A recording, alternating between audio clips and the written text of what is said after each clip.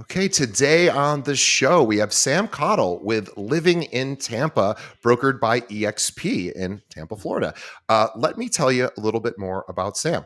Now, in 2020, Sam moved his family across the country to Florida, where he got his real estate license and jumped in the deep end. He quickly discovered that making searchable videos on YouTube would be his ideal way to find clients. Now, Sam has 3 children and a thriving real estate business that is positioned to grow even more. Sam is now excited to help other agents achieve the exact same success that he has through YouTube, and he's created a course.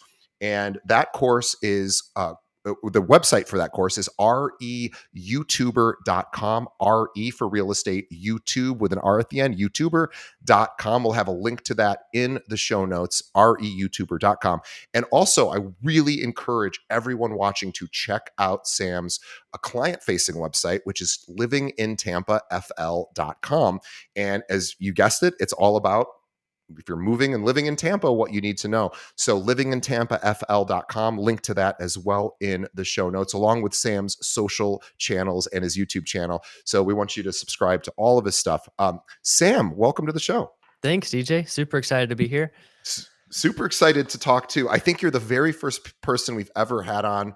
Oh boy, I hope I'm not wrong. From Tampa, and I should remember because I go down there a lot. I was telling Sam beforehand. My sister lives there, and so I have a lot of Tampa time. But I think you might be the very first Tampa agent. Although my brother-in-law is also an EXP agent. Funny enough, I just now remembered that he's on the commercial side, and he is not. He does not get the invite to be on the show. As much as I love him, only because he does commercial, and I don't think our listeners care that much about commercial. But technically, I do know one other broker in Tampa, which is my brother-in-law, who is great. But Sam, excited to chat about you. My first question is because this is still a relatively newish career for you, and you have built a lot of content in that 4 years, we'll say. Right. And again, if everyone watching, or if you're driving, obviously don't do this, but if you're alone and you could do this, go to livingintampafl.com and just kind of take a look at the content that Sam posts. His YouTube channel's there, and you can also see some of his thumbnails, and you'll get a good idea of what he's doing. And Sam is certainly not the first agent in the country to sort of apply this strategy. However, 99, probably 0.9% of agents don't do any of this. So even though it's not maybe a brand new strategy in 2024, it is still a super effective and relevant strategy. And probably in whatever local market you're in, that probably nobody is doing this. So this is a great thing to learn. So we're super. And by the way, Sam can teach you how to do this as well. reyoutuber.com. But Sam, let's start at the beginning. Sort of what got you into real estate? Yeah. So the 10 years prior to getting into real estate, I worked for a big nonprofit in Colorado and did anything you can imagine for them. But I kind of became known as the guy that wants to build something new, scale it, and then move on. I wasn't really the manager type, more of a builder. And so I got a lot of opportunity because of that. I was also the one that would ask, like, I remember my second year I was there. I was like, can I come to the board meeting? And they're like, no. But I wanted the exposure. I'm like, I want to go in the deep end to see what it's like. And I've just always been that kind of person that asks for opportunities. I started helping them acquire some real estate and realized I think I want to do real estate next. And just kind of always knew that was next. Then during the pandemic, all kinds of transitions were happening with all kinds of employers, and had a chance to just make the move. And we took the jump. Wow. How do you enjoy Florida? I know Florida is such a interesting place because, of course, right now it's probably not the best time to be right now, by the way, where it's August 6th at the time of recording this. So probably not the easiest time to be in Tampa because of course, the weather, and it's tough. But the rest of the year, amazing. Summertime can be tricky, but are you getting used to the humidity and the heat or not quite yet? Yeah, I'm pretty used to it. I like it. You adapt to sweating. I just have extra clothes in my truck all the time. Yeah. I just know if I do 3 clients in a row, I'm gonna have to change clothes, at least shirt, because I'm starting to have some fumes. Well, we're in Chicago, and yesterday the humidity was almost 90%. And even though it wasn't super warm, I was like 78 degrees, Yeah. which it felt like 90 degrees, and I was sweating within minutes of just walking around. So I get that every time I go to Florida. I asked my sister once, I go, when do you get used to the humidity? And she's like, you never get used to it. You just learn how to cope with it. Yeah, yeah. So, You just stop complaining about it as right. much. Because But you also, can't. last year I think was kinda like my initiation year to Florida. I had a car accident and I had a house Oh, flood. oh. So, I think I'm past that stuff now, hopefully. I still own that house. I have renters in there, and the water yesterday was 5 feet from the front porch. Oh my goodness. Yeah, Wow. Well, my sister, yeah, my sister's okay. We checked and there was good. obviously the big storm. Yeah. So yeah, glad that it didn't come in. And Yeah, there aren't basements and there aren't a lot of basements in Florida. So when it comes in, it comes in. And it does. yeah, well, sorry you had to deal with that. That's okay. Yeah, last year. Well, I made content about it. of course, you know what? Thank you for mentioning that. And Yeah. let's dive into that. So when I see content from realtors and when I see most video content, the majority of the video content I see is on social media. So we're Mhm. talking about reels, stories, and we're talking Instagram, TikTok, Facebook, even maybe LinkedIn, and YouTube, maybe some shorts, things like that. But most agents really aren't utilizing much of YouTube. Maybe they upload a video once in a while, but there isn't really a strategy there. Right. They tend to have strategies around short form video on social media. But what I love is that you took this awful thing about getting having your house flood and realizing that, oh, this happens to other people too. Maybe it's a Right. good idea to share sort of my experience. So can you talk about your business, because you do things a lot differently? I mean, as a realtor, obviously you do things similarly in that way, Right. Yeah, yeah. but in your marketing, it's really very different. Yeah, my business coach has this analogy I really like. He says Marilyn Manson and Taylor Swift are very similar. Yeah. They couldn't be more different, but they do all the same things. They write Yes. songs, they record songs, they promote them, they sell tickets. Like it's all kind of the same stuff, even though the packaging's very different. My Yeah. business is YouTube. That's mostly what I do in the business at this point is make YouTube videos and build out processes for our clients to come through. But it's videos that are being searched for already. Right. And that's the biggest difference, something you were saying about other platforms. People are going onto YouTube, not just your grandparents, but you, every listener is searched for something to learn on YouTube. A It's lot the of it's the second biggest search engine behind Google, exactly. and so we don't think of social media as much that way. Obviously, you can search on Instagram and TikTok, I guess, but you're really just passive. Most of the time, you're probably just passively getting whatever they send to you. Whereas on YouTube, yes, you can get that passive stuff too, but that search engine is so it's bigger than YouTube search, or sorry, bigger than Yahoo, bigger than Bing. Oh, It's absolutely. literally huge. And that was the approach from the beginning. Hey, I'm going to play this, figure out this game and play this game, not tell anybody I'm doing it, not send this link to anybody.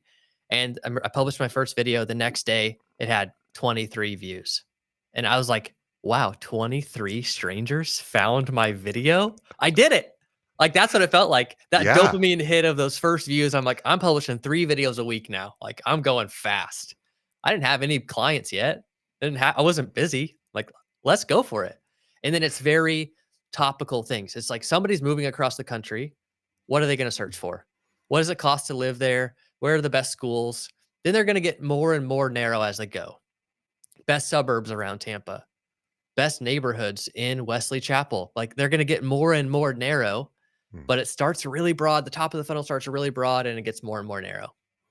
And you can get as niche as you'd like, because anyone moving into any neighborhood might be searching for maybe best restaurants in XYZ neighborhood, or it could even be sort of non or real estate adjacent kind of stuff. It might just be useful, information, like you said, schools, could be, retailers, could be restaurants, could Right.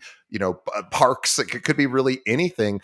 Because I know, like, when I moved into my most current condo and it was in a new neighborhood that I hadn't, a neighborhood that was new to me, I didn't even know where the closest park was. And one day I'm like, I was just about to close on, I go, I'm kind of curious where the closest park is. Yeah. And Yeah.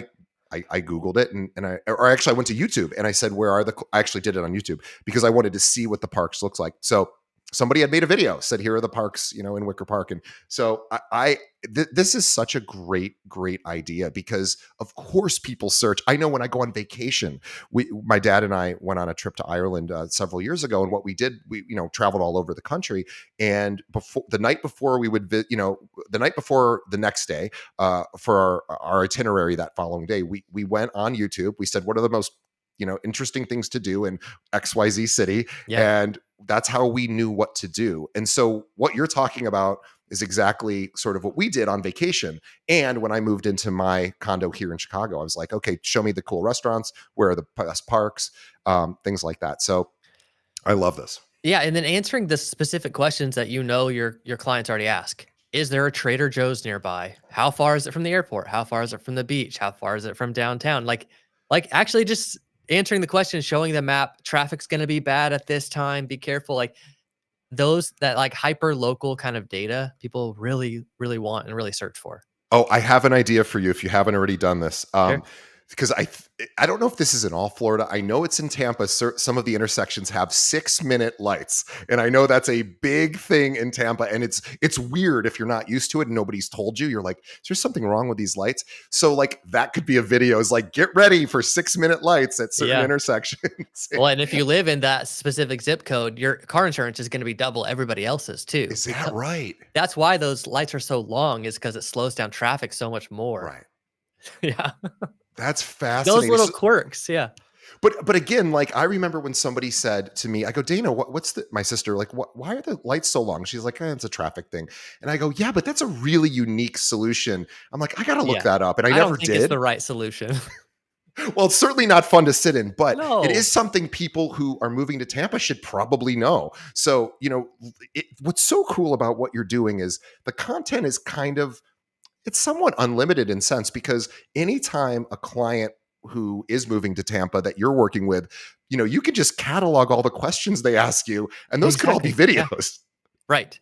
Or it's one video where I'm telling a story of them. Hey, this family came and they needed these 3 things. If you're like them, give me a call and let's get into these things. Like the call to action is even just built into there. And that call to action is what a lot of people miss in their content in general. Mm. Like, no, tell them to call you. Tell them you want them to call and you're going to answer, and you have an awesome process and you want to help more clients, like all that. I love that. Let's talk about the production of videos, because Sure. I think we've made a pretty simple and strong case that people search for specific Yes, questions on YouTube, they and you can do. make content around that. But a lot of our listeners are going to feel a little intimidated, with, gosh, I'm not a post-production person. I don't have a camera crew. I don't know how to edit. Right. So curious about sort of what that learning curve was, if you're doing it, if you're having other people do it, and sort of any suggestions you have for people that are starting this process. Sure. I started it with my phone. There was not much of a learning curve for me there, though, because I had had some experience with video production, had traveled in some other countries and shot some documentaries. So that Oh, part wasn't intimidating to me. It is for a lot of people. But starting with your phone, adjusting your settings to kind of be optimized for that, which I'd love to show anybody exactly what to do for that.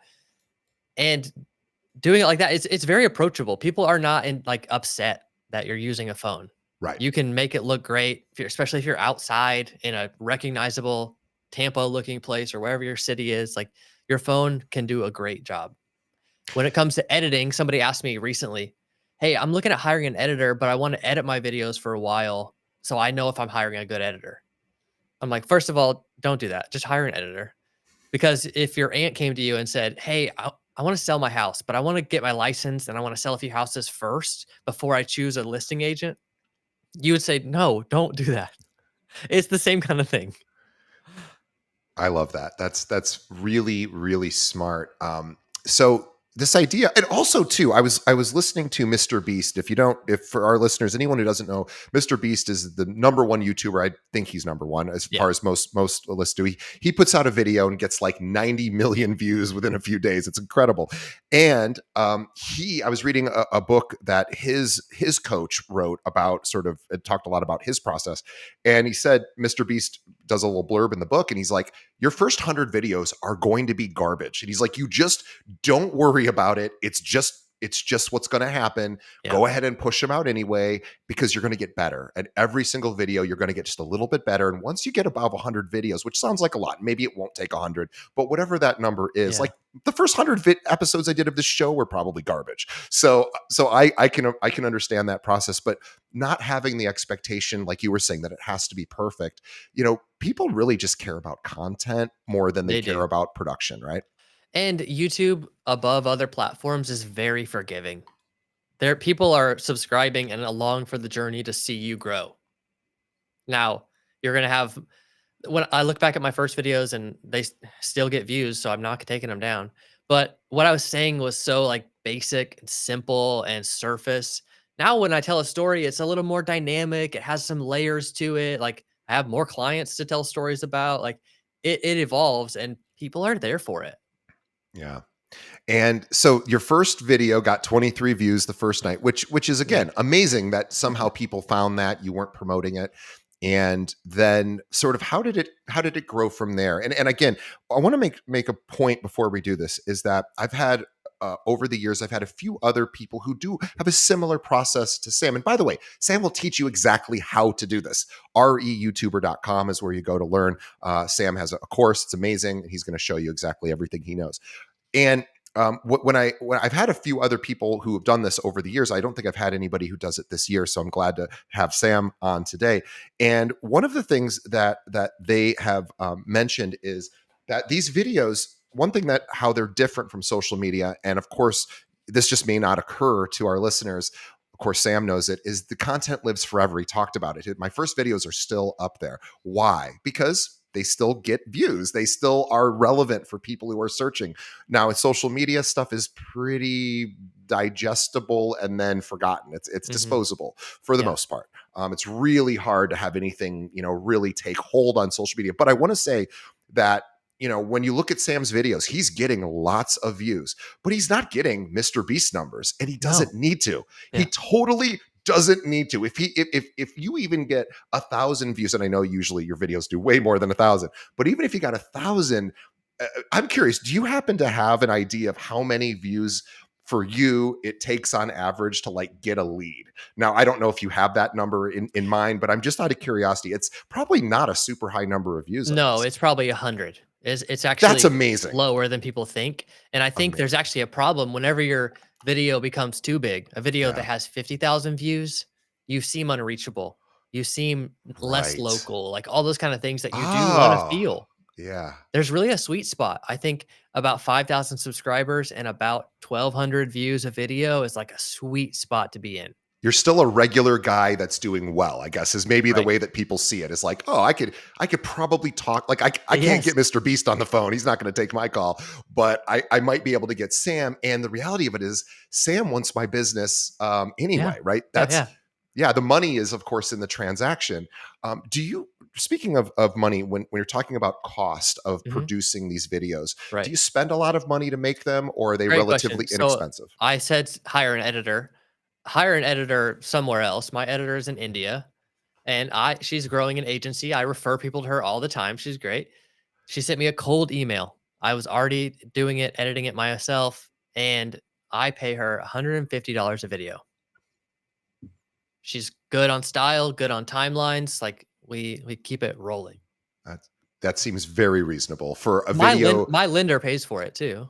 Even better. So Sam just said something really, really important, is, of course, you can have strategic partnerships with other providers. And this is where you hit up your lender, especially, and maybe a title company, or maybe a whatever. Right. And you say, hey, maybe I can, and I don't know if you have a way that you promote their services on those videos, or however the situations, or you just give them your business. But you can work out an arrangement so that they cover that cost, or some of the cost at least. Right. Um, Yeah. Who else could gain from a buyer? typically a lender. Who Yeah. else could gain from a seller? Typically a title company. So Hmm. there's great ways to leverage those relationships. And lenders and title companies have deep, deep pockets. For anyone who doesn't already know that, title companies are the forgotten sort of Yeah, partner. So definitely reach out to them. You can also do estate planning attorneys. There's divorce attorneys. There's right. financial advisors. There's insurance agents. A million different sort of adjunct kind of professions that feed into what we do in real estate. So I And then love once that. you build enough of a brand and enough reputation, like we have a new title company we're partnering with, and they're like, "Here's your budget." We're like, "What kind of reporting do you guys want?" They're like, "We trust you guys. Like, let's try something." Like, okay, Love it. yeah, Well, yeah, they'll know if they're getting business from you or not, yeah. They're and like, "Let's try it for 6 months." I'm like, "Okay, yeah, great." and title companies make I don't know what it might probably change from state to state, but here in Illinois, they make thousands and thousands of dollars on even just one transaction. Yeah. Again, that may not be the same in every market, but it is big money here, and that's where you can hit them up. So I love that. So you Let me have go back to something you said about the content being evergreen, because I like this analogy I've been working on. You go into a library and it's full of books that stay there. They're useful to people all the time. At the entry to the library, there's something else. It's a newspaper stand. Those change every day. yeah, They're topical, they're trying to be catchy. If it bleeds, it reads. right. That's the clicky social media right there in the front. I'm trying to build the library. I don't care about the newspaper. You don't want to put a new newspaper every day on one of those big wooden sticks and hang it on No. the no, of course not. And that's a really great point because people also go to the library or YouTube to learn about how to fix their dishwasher. How Yes. to that I've got, my girlfriend had a leak in her dishwasher was leaking, and she goes, I probably should figure out what's going on. And I said, just go to YouTube. There's, put in your like type of dishwasher you have and just say common issues or leaks or whatever. She Mhm. figured it. She found a video within a minute, and Of then course. it solved her problem. Yeah. And that And video will live forever. Yeah. and that video probably had 120 views or something, but Yep. everybody that watched it found some value in it. Yeah. Absolutely. I love that. So you do 3 videos a week. Let's talk about shooting the videos. So Yeah. you do you still use your phone, or do you have different equipment at this point? I'm way in like overkill on that kind of stuff. Um, I would make certain recommendations. Like I would recommend either sticking with a phone and adding a microphone, or upgrading to like the DJI Osmo Pocket 3. It's really That's like a, popular for a real. gimbal, Yeah, correct? a little gimbal camera, and the creator combo comes with a microphone. It's like you could do everything with that. And You and don't so even need a drone. Like people prefer drive-by footage over drone footage anyway. yeah. Drone footage is yeah, it can be very cool if done perfectly, but yeah, I think that I much prefer to see drive by it, and your stats also verify that the drive by stuff. So what a gimbal is, everyone, is just basically a pivoting system that you can hold that keeps your camera or your phone stable so you can move around and it's not jiggling around or making Yeah. people sick to their stomach. So it's reasonably inexpensive, the one you're talking about. Like maybe it's $150 at most. It's probably less than that, but it's great because you just basically can hold it and it'll keep it stabilized for you. Yeah, that's the one that you would use your phone with. If you get the one with the built-in camera and the creator combo, I think it's around 800, but And that's, oh yeah, because that you would give you the never need device. anything else. Gotcha. Like you'd be set with that. But so I don't do 3 videos a week anymore. I started with that, then I went down to 2 a week, and I did that for 3 years. Now I do 1 a week and I do more comprehensive videos. Longer form video. Correct. So they're typically, I mean, they're always over 8 minutes, but they're typically over 15 minutes. Wow. So let's talk about length, because video length, because there's lots of misconceptions about how long a video should be. It should be under 2 minutes or it should be longer. And what's been your experience? Because you have to look at the metrics. You have to look at when people are, when are they signing off the video? When are they leaving the video? Are they Yeah. leaving it at 2 minutes? Obviously not. If you're making these longer form videos, should people be concerned, as long as content is really strong? Should they be concerned about how uh, going too long? I no, they should not be concerned about going too long. They should be concerned about, is the content actually good enough to be this long? And that's the real question. That's where you keep people engaged. My average view duration percentage is around 45%. Got it. So most of the audience drops off by then. And people want that to be over 40%. Got it. Yeah.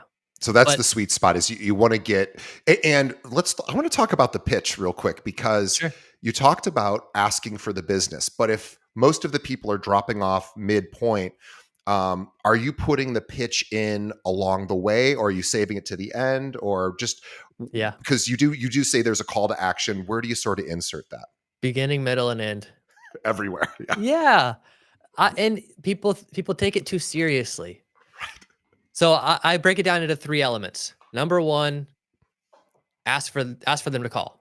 Like, tell them who you are, have some kind of value proposition. I always say, this is the I'm Sam with the Living in Tampa channel. We make these videos for you about what it's like to live and move to Tampa. We're also a team of realtors and we want you to call us. So call, text, or email anytime. It's actually us that answers. And then the final part of this is I say what will happen next. Hmm. After you reach out, we'll schedule a Zoom call or a phone call and just process your situation and see how we can best help. Once I started adding that last part, people would start texting and saying, Send me the link to set up a Zoom call with Sam." Yeah, so Sam did something very elegant and could be easy to miss is he presupposed in his statement that they were going to take that next step. He said, "Hey, when you do this, here's what's going to happen next." Mhm.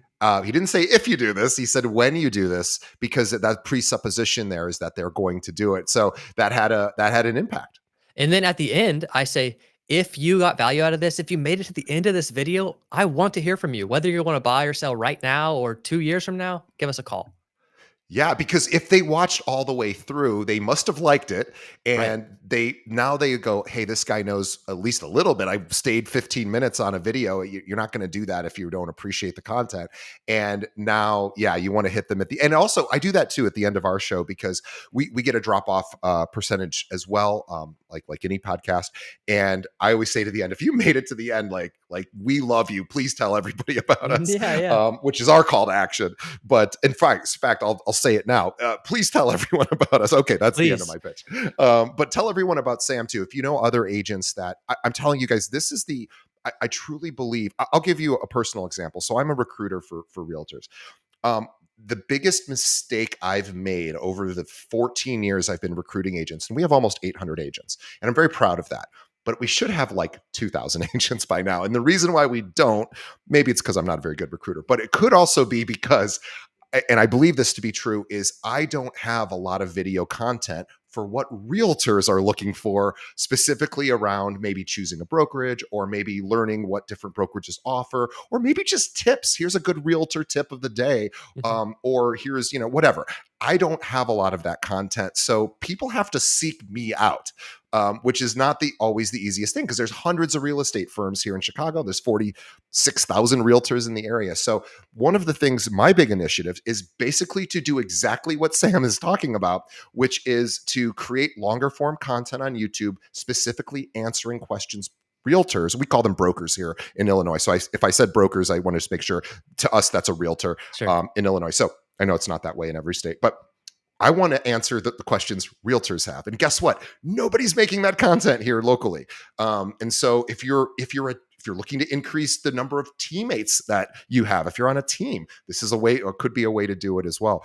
But I get really excited about this because I think it's just such an there's so much untapped potential.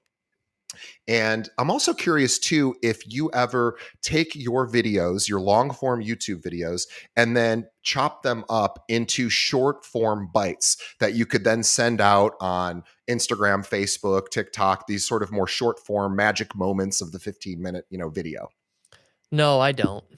I'm playing one game with those videos, and I don't wanna pretend like it's repackaged. It's as valuable. Got it. Also, the people that follow me personally on Instagram are friends and family and realtors. They're not people that are trying to move to Tampa typically that are following me there. So Right. I wanna engage with that audience a little bit differently. That makes a lot of sense. So Sam I want to just reiterate what Sam said because he said something very, very important. He goes, hey, my social media people who follow me, they're really people who already know me. And yet there's nothing wrong with showing them some of my content, but it's really not for them. It's for the people that don't yet know me. And YouTube's going to be the place where they're going to most easily find that. So I'm going to focus all my energy in one channel. And also too, so sticking to YouTube probably helps you focus a lot better. Like I know we push this podcast out to all the major channels, and it makes sense to do that because it's not really difficult for us to do that. But if you were to say, hey, DJ, how often are you on TikTok answering fan requests? I'm like, never. So, so that's probably not Yeah, good because somebody writes a comment on one of my videos and I don't even respond, right? sure. So it does make sense to hyper focus in one area. I would say go where your customers are. For Sam's customers, they're going to YouTube for Right. learning about Tampa. I want to go back and button one other thing up too. You asked about kind of the production process. A lot of people get behind in this because they don't have videos ready. I have Yeah. like videos in different stages all the time. I, from random ideas I've jotted down to like I started to like write a bit of the outline to the outline's ready to go to it's like shot already. So having ideas in the pipeline that are ready to go to where I go to shoot I'm running early for an appointment. I'm in this suburb. Let's set up the camera real quick. Let's shoot this video. Oh, I could shoot a broader video about suburbs too while I'm here. And if those are ready, then I'm just like looking at the outline and going for it. Are you writing like each word of your script, or is it just a general outline and then you sort of just, instinctively know what to say? Yeah, it's very, very rough. Sometimes I'll write down 5 words. I've never written a script. I've never read from a teleprompter. I want this to feel very unscripted. I want to Yeah. have the moments where I'm like looking off and like thinking of what I was going to say. And I want all that. I want all that to happen on camera because all that also lets people get to know you. And they know that you're a real person and you're Exactly. not Yeah. reading from a script. And we all know that when it's very hard to read from a teleprompter and sound natural, just is.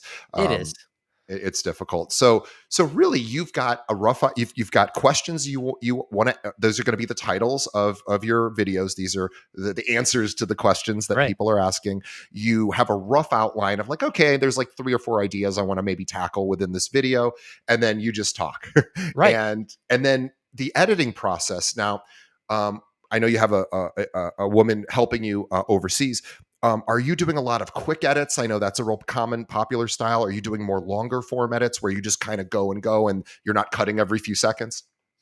It depends. In the beginning, it was like it was getting cut every few seconds because I was saying or pausing or things like that, trying to think of what I was going to say. It's a lot more fluid now, where there's a cut every 30 seconds, kind of a thing, because you want to let that story kind of come out Yeah. naturally. And my editor kind of understands the style, and we use like Frame.io to review those videos, and you can leave comments on very specific time codes and I, explain all of that in detail. That takes time with an editor. People are get one video done and they're like, my editor didn't do it the way I want. Like, well, you probably didn't give them enough instructions, but also tell them how to do the next one. Go ahead and publish that one. Tell them how you want to do the next one. Yeah. Have you ever been surprised at the number of leads that have come in from a video that you thought, I don't know if anyone's really going to pay too much attention to this? I guess the reason I'm asking this is we have these ideas that we think are the idea. We're Yeah, like, yeah, okay, I got it. This is going to be the one that gets me all my leads.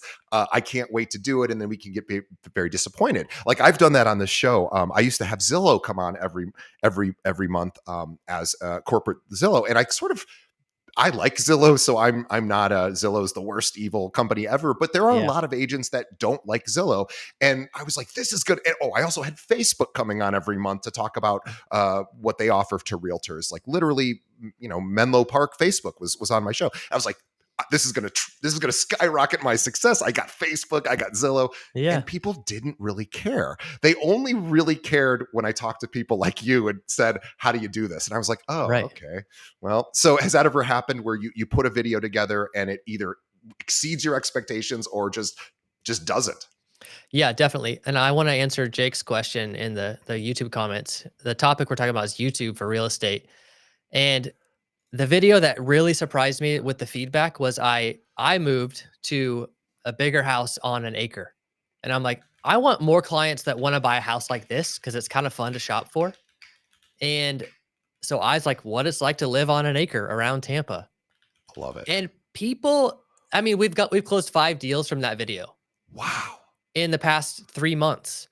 And people are like, I saw that video about living on an acre around Tampa. I didn't even know that was possible. And they're moving from St. Petersburg. They just want more space. It's like, okay, great. I love that. And But then and so with Tampa, what people who maybe aren't familiar with the Tampa area is you have St. Petersburg nearby, you have Clearwater nearby. There's a bunch of really desirable kind of fun right. areas that Yeah. are adjacent to Tampa. Are you branching out into those areas as well? Because I guess you would have to assume that you're willing to drive there to do deals, or maybe find a partner that you could work with in those areas. But are you trying to keep it really narrow so that you're not driving? You have 3 kids, you're busy. What's sort of the thought process with where you're doing these? Yeah, so pretty early in the business, I found a partner that didn't have kids and that had ambition so that he could drive to those places. And it's been a great growth journey through that. But we work about a 40-mile radius all around. Like Yeah, when people are moving here from across the country, Tampa is this big. yeah, To people, to your sister that lives in South Tampa, yeah. Tampa's this big. I only know South Tampa. I don't Yeah. know anything outside of South Tampa. I go to South Tampa like maybe 4 times a year. Like not every like so I realize like locals really view these areas so small. Yeah, And I being an outsider, I can tell that story from an outsider perspective. yeah. The locals talk about it like this, but it's actually like this. Like that is something I really tapped into in my videos. Like, let me be you. Because I was you 4 years ago. I moved here from across the country and all these things surprised me. Are you, as far as just metrics, as far as people want to know how many leads, and you don't have to share with us, all of your metrics, but are we talking about, are leads being generated on every week, every month? Sort of how do you think about, tracking the success of a video? Yeah, I don't track it per video. I just look at the year, look at the volume. But let's talk about the actual numbers. So I started January 2021, first video. That year, that April, I closed the first deal from YouTube. Wow, And I closed 13 deals from YouTube that year. that's amazing. The next year, we closed 25 deals from YouTube. So that's 2022. 2023, we closed 44 deals from YouTube. And this year, we've closed about 35 so far. Wow. And you have about almost half the year left. So that is, Right. you are And definitely exceeding. And we have other lead sources now in the business. We're doing some cold outbound stuff. We have a little bit more reputation to leverage to get listings.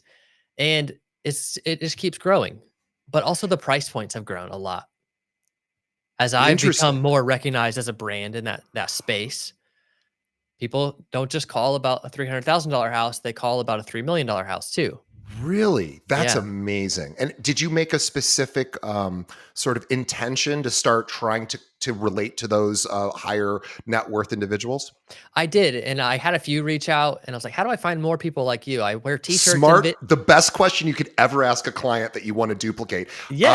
I need to find more people like you. If you were me, how might you do that? I'm like, "I like you, you like me. How do I find more people like you?" People Yeah. love that question. It's great. It's And like the most flattering thing you could say to somebody. yeah, he's like, "I liked that you were chill, that you were wearing a t-shirt in your videos, that you're obviously doing it yourself, you're hustling." And this one guy, he was like, "I don't know if you'll find a lot more people with my net worth." Like, okay, never mind. So then I started just talking more about those high dollar areas, not apologizing about them being what they cost. They cost what they cost. Right. You either want it or not, and it's not up to me to make some kind of judgment about that. It's expensive or it's cheap or it's whatever.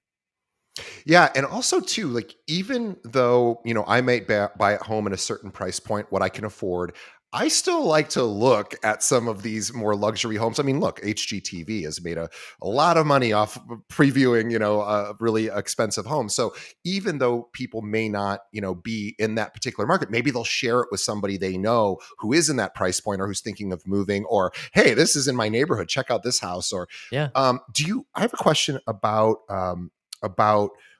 getting people reaching out to you maybe outside of the Tampa area, even though your videos are really hyper local, specific to Tampa. Does it ever happen where someone's like, I'm actually I'm in Montana and or somewhere else, and they're like, "You're really great, but can you help me find someone?" Or does that ever happen? Yeah, usually with an existing client, maybe they need to sell where they are. We can help them find a listing agent. Or I was helping a client's daughter yesterday. She's buying a house in Ohio, helped her find an agent. And I'm not so concerned about getting referrals on that. I'm Right. I'm concerned about getting raving fans Yeah. that leave. I'm gonna call Lisa later today and say, hey, can you leave a review saying I also helped your daughter in Ohio when I didn't have to? And she'll love to leave that review. I love that. So it's also an opportunity to create some partnerships with agents in feeder areas. People, I'm Right. sure you probably have a better sense now of where people who move to Tampa might be moving from, Right. whether it's retirees moving down there, whether it's people from I don't know where people move to from Tampa. My sister moved from New York, and that was because of a job thing, but I Yeah. don't really know where those feeder markets are. So you probably have figured that out. Would it ever make sense to make videos about those feeder markets? Like, Yeah, hey, absolutely. yeah, Yeah, so within the YouTube analytics, you can see where your traffic's coming from, specific states. So even just making comparative videos about those states is really valuable. Cost of living in New York versus Florida, or I mean, we have a lot of views from Illinois. Most are in New York, though. It's Florida and New York. That's where most of our views are coming from. yeah, and that makes sense. And now Sam can make videos saying, "Hey, thinking of moving from from Chicago down to Tampa. Here's everything you need to know," or from New York to Tampa, or Atlanta to Tampa, whatever. He can literally just create the question. And do you Yeah. ever look up before you make a video? Are you also checking to see how many people are searching for that particular phrase prior to making a video? A little bit. In the beginning, you rely on those tools a lot. After a while, like I make very straightforward titles and thumbnails. Like I'm not playing like a clickbait game. Right. I'm playing like, hey, this is what this video is about. Like you either want it or not, and I'm okay with that. So I don't play the game as much as I used to. But in the beginning, it's really important to like look at where is the most volume, where's the most search volume, and how do I get in front of those people? I want to just make this point. You did 45 sales in your third year. Yeah. That's I sort of even just kind of missed the importance of that as you said it. It didn't hit me. And I just realized just how amazing that really truly is. We have 800 agents here. I know what people do in their third year, and it's not 45 deals. It is rare for somebody to, unless their network is just insane and they just, maybe they grew up here or whatever. You didn't grow up there, you Right. moved there, and you, in theory, shouldn't be able to do 45 deals on your third year because people shouldn't know about you enough, and yet they do because of this YouTube. And you don't have to really, I mean, yes, you have to leave your house to shoot the videos, but ultimately these videos run 24/7. Hmm. Who knows? I bet you have leads that come in at 2 in the morning Oh yeah. sometimes. And Yeah. yeah, Yeah. It's an interesting. Yeah. Last year was an interesting year because I kept hearing e- every realtor struggling. Sales are down, transaction counts the lowest it's been. I'm like, I don't know. Like mine doubled. I don't know what's happening. And I don't say that to brag. I'm like, I'm very thankful that I put in the work to build the thing when I did, because it's the work that leads to the opportunity. It's not like you just identify this opportunity and you're like, I'm gonna get it. No, you work to have that opportunity, to have that luck per se. Like it's actually just hard work that leads to that. and this is a marathon. Making YouTube videos is Yeah. certainly, yes, you can get lucky, want maybe, and go viral. Although just assume that's never going to happen because it doesn't need to happen. It doesn't need to happen to build to build a good business and have people reach out to you. I mean, look, we have tens of thousands of listeners for our show, and that's amazing. And we need those kind of numbers to be able to continue. But like Sam doesn't need tens, and I mean, he probably has tens of thousands of followers, but the reality of it is he just needs, like he said, 100 views on a video might net Yeah. him a lead. That's pretty doable if you have great content. And then I wanted to ask one last question about search engine optimization specifically to YouTube, and that's its own industry. How important is it to make sure you have your tags correctly, your title correct, and any other SEO, probably things within the video as well that need to sort of be a certain way? How important is it to really understand the SEO of YouTube? It's important, but people tend to think about that a little more than Yeah. they should. Yeah. They're like, I'm gonna figure that out. I'm gonna make sure it's 100 out of 100. I did this test once where I was uploading a video and I'm like, I'm not gonna do tags. Now I look back and call this a test. It was really just me being like, I don't know if tags work. I'm not gonna do any. I got a notification a week later from YouTube saying, hey, people are really watching this video. We're gonna push it to a broader audience. Wow. And they give you a kind of a warning because your analytics go down, your click through rate goes down because they push it to people that aren't searching for it. Right. And but that was the first time I did 0 tags. So I'm like, yeah, I don't think they work. Well, I've tagged tons and tons of videos. It doesn't. I must be doing it wrong because it doesn't seem to work on YouTube for me. Although I'm not the expert at all, There but there are multiple games in YouTube. Number 1 is getting it to just show up, the impression. That's your title and that's your description. Having very keyword specific things in those is very important.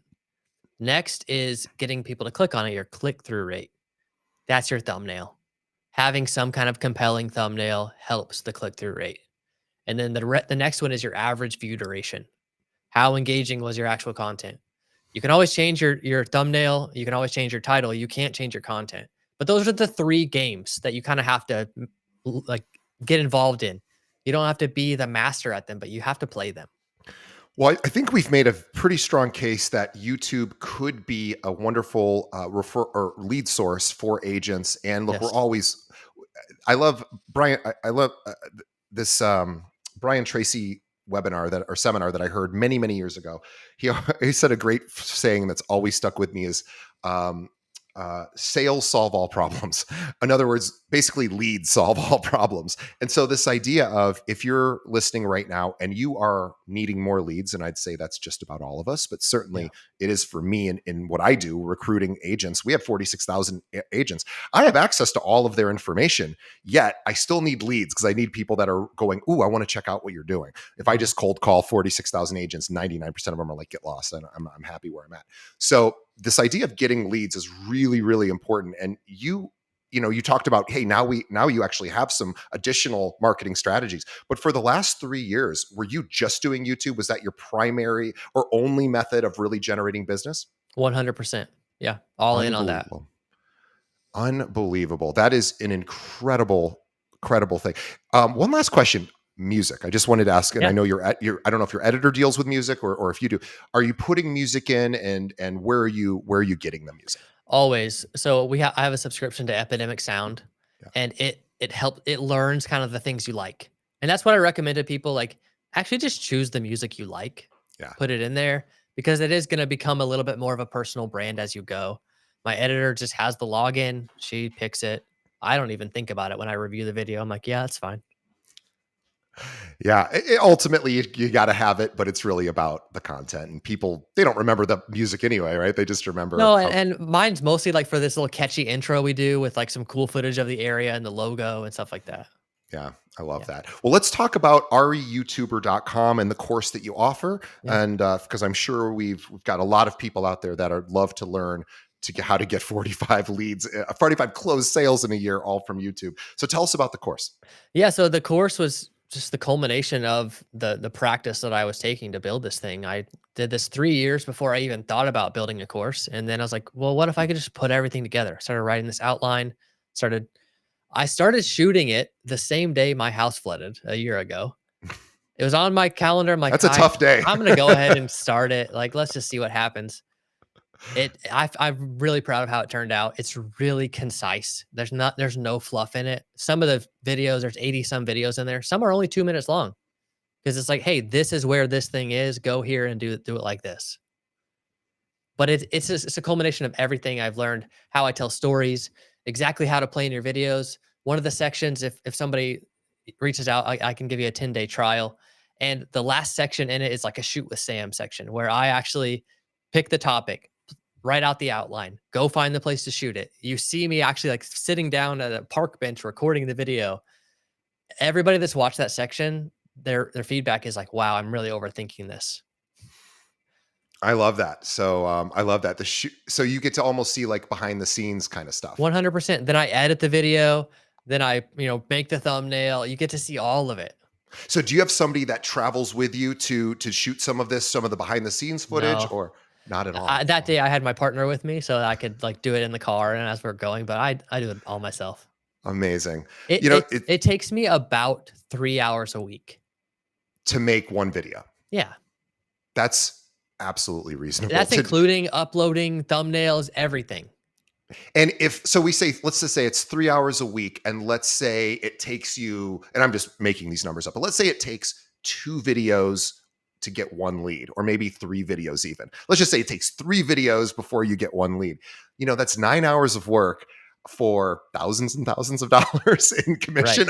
I would do that all day long. Yeah, we've closed about half as many deals as we published videos. That's incredible. So we So published about 300 videos. We've closed around 150 deals. So 1 out of every 2 video, essentially speaking, you're getting a Is a one closed closing. sale out of every Yes. 2 videos. Yeah. That's a pretty good return on investment, considering Yeah. It's really good. $150 to the editor, maybe, the subscription to the music things, something, and maybe a few other little tools that you use, obviously your equipment, all of that, but that's, you buy it once, whatever. Pretty good return on investment there. You're not buying A lot of the leads. tools people already have. Also, there's free music. Yeah. There's so many other ways. If you I, want to do it, you'll find the way. I wonder too, what person, and you won't probably know this, but I'm going to make a guess and you can tell me if I'm off. What percentage of people that reach out to you do not become your client? They're like, hey, I want to talk to you. I'll bet you it's less than 10%. Oh, way I'll, less than 10%. yeah. Yeah. Yeah. But Because, I can tell. I can tell right off the bat. They're like, I'm talking to other realtors. I'm like, sure. okay, you're probably going to choose them Right. because I'm not going to like sell you. Right. You Yeah, wa- I mean, look, you've only been there 3-4 years. Somebody comes in and like, hey, I've been here 25 years. I know everything. Yeah, maybe you lose to that person just because experience, Yeah. but it doesn't matter because 90 something percent of everyone who reaches out to you is converting. That is, I need to hire you to help me with my recruiting. I think that's I what lost a what buyer like that. I showed them around for a day, like $4 or $5 million houses. And they're like, ah, we're going to go with this other guy. They told me on a Zoom call, really like sweet about it. They're like, we want to pay you for your time. I had about 10 hours of work setting everything up, driving them all around. They sent me $5,000. Wow.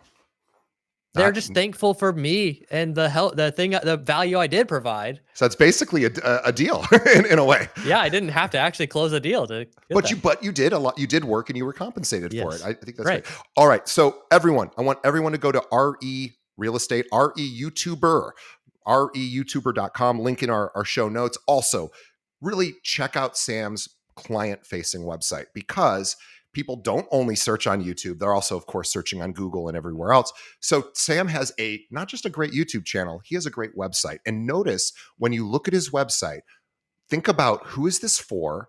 Why did he put it in the way that he did? And if you were somebody that was interested in moving to Tampa, what would you think about that website? Would that appeal to you? Take off your realtor hat, put on your buyer hat or maybe a seller hat and go to that website and you will see that is how he really structured it. It's not, hey, I'm Sam, I'm the greatest guy in the world, you need to hire me. Sam doesn't really do that. What he does instead is says, here's the content you need, and you're going to choose me because you're going to fall in love with my content. Right. And that's what's unsaid. And that's exactly what has happened. So you don't have to be the best pitch person. You literally just have to be able to give content that people want and make it in a package that is, somewhat presentable. So REYouTuber.com is where you can learn. Sam mentioned this. You might have missed it. 10 free days he's going to give you so to test it out. So please do it. I promise you this will help your business. Yeah, to get the 10 free days, you have to send me a DM on Instagram at the Sam Caudle. Be down there in the description. At Sam Caudle, that's Caudle.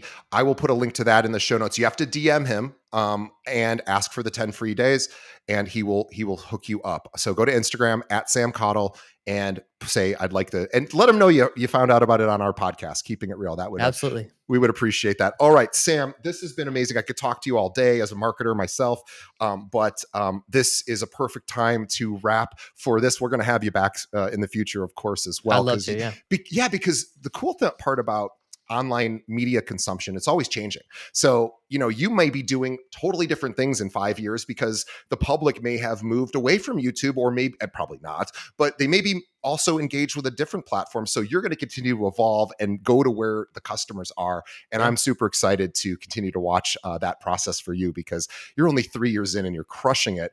And you're not a salesy person. You're not you're not doing a lot of the things that maybe the other agents in your area are doing. That being said, I want everybody, reyoutuber.com, check it out. Go to Instagram, at Sam Caudle, link in the show notes. Send him a DM, ask for the 10 free days. And also do yourself a favor. If you have a website or thinking about building a website for your clients, livingintampaflorida.com is a really good one. Notice he didn't say, I sell homes in Tampa, Florida, or Sam sells Tampa, or Sam is the greatest realtor in Tampa. He doesn't do that. He says, here's information for people who are, guess what, living in Tampa, or want to live in Tampa. So Sam, I couldn't sing your praises enough. I'm really so impressed with everything you've done. Thank you for coming on our show. I know you're busy. We appreciate that. Yeah. I'm I'm excited honored. to find out how many deals you end up with at the end of the year, because it's going to be the biggest number you've had so far, and how exciting just to keep going. So everybody, on behalf of our audience, we thank Sam for his time. We really appreciate all the advice you've shared, and also giving our audience 10 free days is amazing. We're so thankful for that.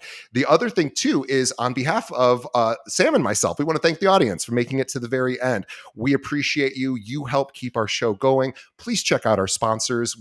They're the ones that pay the freight, and they have great services and products for you, as well as we only ask you to do one thing: tell a friend. Think of one other realtor in your area that maybe could use a little bit of a YouTube boost, and send them this episode. We'd appreciate it. We're on every channel you can imagine. Just have them pull up a podcast app, search for Keeping It Real, and hit that subscribe button. And also, please leave us a review. That's the only other thing we could ask. Really lets us know what you think of the show, and we can continue to improve based on your feedback. So thank you for that. All right, Sam, it was a pleasure. And next time I'm in Tampa, I'm coming down. We're hanging out. I want to go on one of your shoots. I definitely want to Oh, see what it's absolutely. like. That would Yeah. be super fun. I'll be your cameraman. That would be a Yeah. lot of Yeah. fun for me. All right, Sam, I appreciate it. And we will see everybody on the next episode.